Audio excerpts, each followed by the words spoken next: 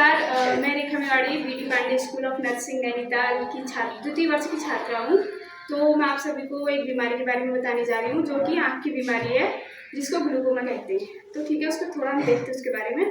तो जो ग्लूकोमा है ना, जो आँख की एक बीमारी है जिसको हम काला मोतियाबिंद सुना होगा आप लोगों ने। जो हमारी आइरिस है ना, क्योंकि मतलब काली काली सी आँख में, इसमें कुछ इन्फेक्शन हो जाता है, कुछ हो जाता है जिससे हमारी चीज़ें दिखाई नहीं देती।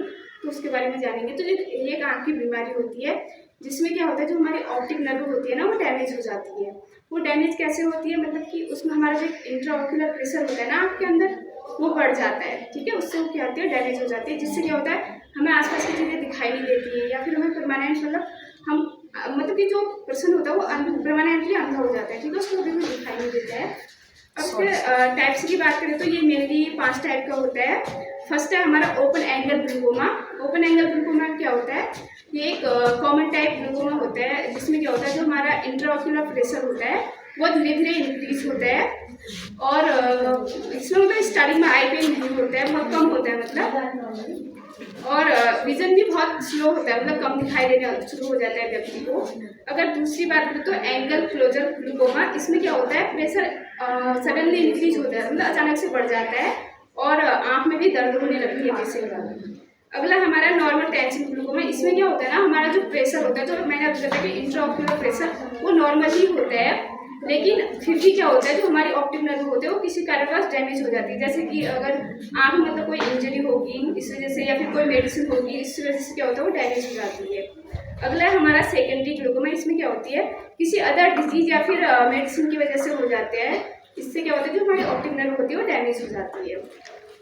अगला इसका टाइप है हमारा कंजेनाइटल ग्लूकोमा। इसमें क्या होता है ना, बर्थ से ही प्रेजेंट होती है, मतलब कि बेबी जो होता है वो जब माँ के पेट में ही होता है तब से ये प्रेजेंट होती है। मोस्टली बेबी में देखने को मिलता है ये वाला ग्लूकोमा, कंजेनाइटल ग्लूकोमा। अगले इसके हम कॉजेज देख लेते हैं ग्लूकोमा के। तो फर्स्ट कॉज क्या है इसका, इंक्रीज द इंट्राओक्यूलर प्रेशर।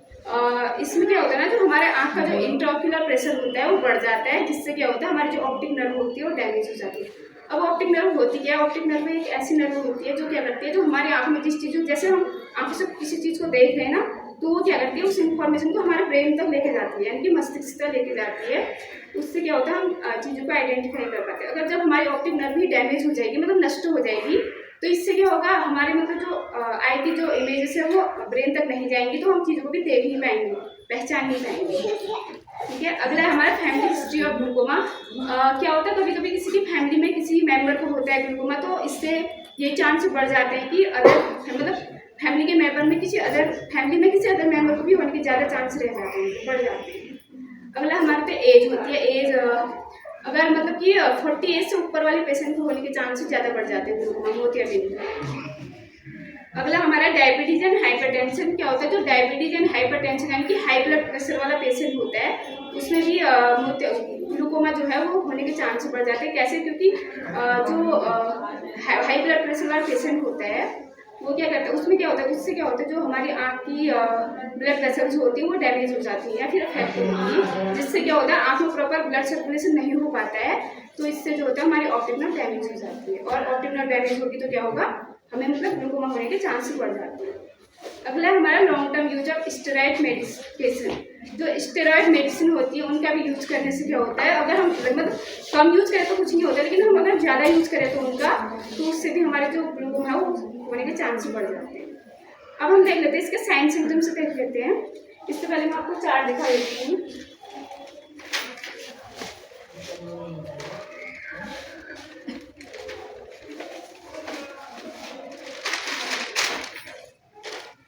ये मैंने चार्ट में ये शो कराया कि ये जो हमारा नॉर्मल आई होता है वो ऐसे होता है, नॉर्मल मतलब ऐसे होता है। लेकिन जो ग्लूकोमा की कंडीशन में क्या होता है, हमारा जो प्रेशर होता है, यहाँ पे जो मैंने प्रेशर लिखा है बड़े बड़े शब्दों में, और जो डार्क सर्कल कराया है ना, तो ये क्या शो कर रहा है कि प्रेशर बढ़ गया है हमारी आँख में। नॉर्मल में तो कुछ नहीं है, नॉर्मल प्रेशर है, लेकिन इसमें क्या शो कर रहा है ग्लूकोमा की कंडीशन में, कि जो हमारा आँख का प्रेशर है, जो इंट्राओक्यूलर प्रेशर है वो हो गया, बढ़ गया है।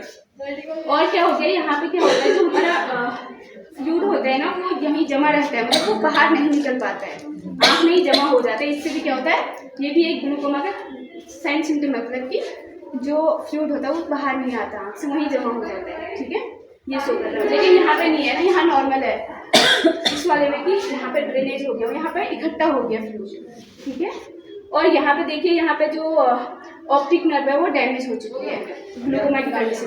लेकिन नॉर्मल में क्या है, कुछ नहीं है वो, ठीक है ज़्यादा, लेकिन यहाँ पे जो है वो डैमेज हो चुकी है ऑप्टिक नर्व।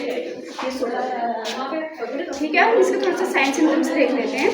इसका जो पहला साइन सिम्टम वो है हमारी आँख में दर्द होगी, और दूसरा क्या होगा, हमें हेडेक होगा, यानी कि सर दर्द होगा।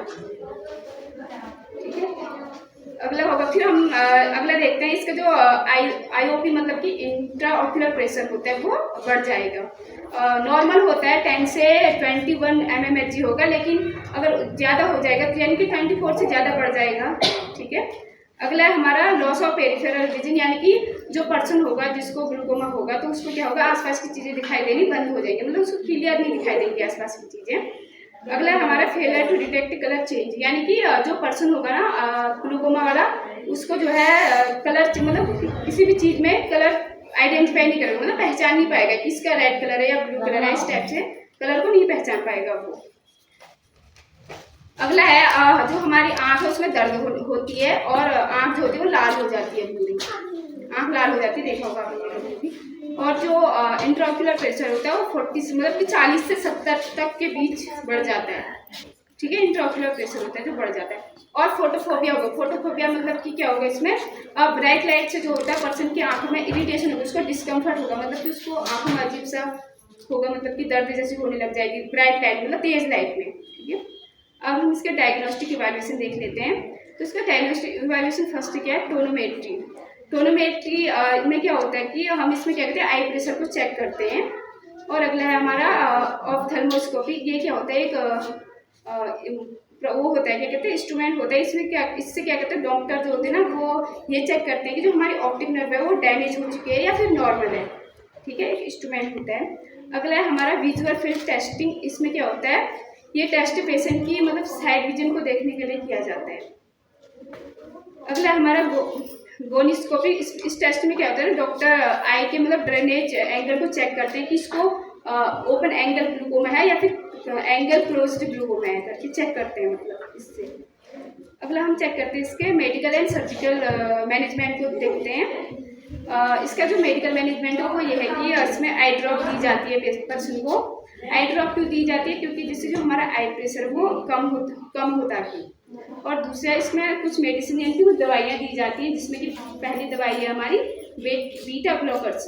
ये बीटा ब्लॉकर्स क्या करती है, ये आई का जो फ्लूइड होता है उसको बनने से रोकता है, मतलब कम करता है।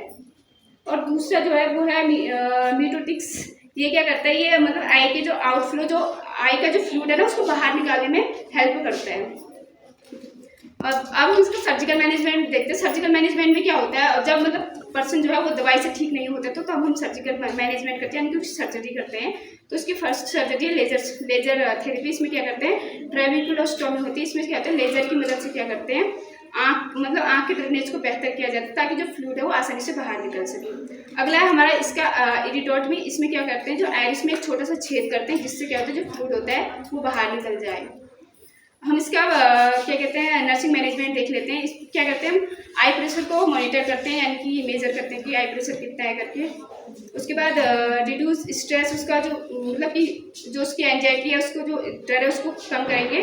और पेशेंट के जो मतलब ट्रीटमेंट है उसको फॉलो करने में हेल्प करेंगे। अब इसका प्रिवेंशन देख लेते हैं हम। इसका जो प्रिवेंशन उसको हम क्या करेंगे, रेगुलर आई चेकअप करेंगे, मतलब कि आँख को चेक करेंगे और फैमिली हिस्ट्री को जानेंगे। देन उसका डायबिटीज एंड ब्लड प्रेशर को कंट्रोल करेंगे, और जो ज़्यादा स्टेरॉइड मेडिसिन से उसको कम करेंगे। Thank you. मैं आपको एक बार फीडबैक लेना चाहूँगी। कोई इसका साइन सिम्टम बता देगा, कोई वहीं से बता देगा। इसमें पेशेंट को पेन होगा, उसे कुछ साफ नहीं दिखाई देगा, उसके आँख में दर्द होगा, थोड़ा सर दर्द होगा और उसकी आंखें लाल हो जाएंगी, उसे पेन होगा थोड़ा, उसे नॉइजी फील होगा और उसे वॉमिट फील होगा। और इसके कोई टाइप से बता देगा क्या, अगर टाइप से किसी को आ रहे हो तो पीछे आपको एक बता देगा, पीछे बताना चाहते हैं। इसके 5 टाइप्स है, open angle glaucoma, angle glaucoma, normal tension glaucoma, secondary glaucoma, नाइटल ग्लूकोमा।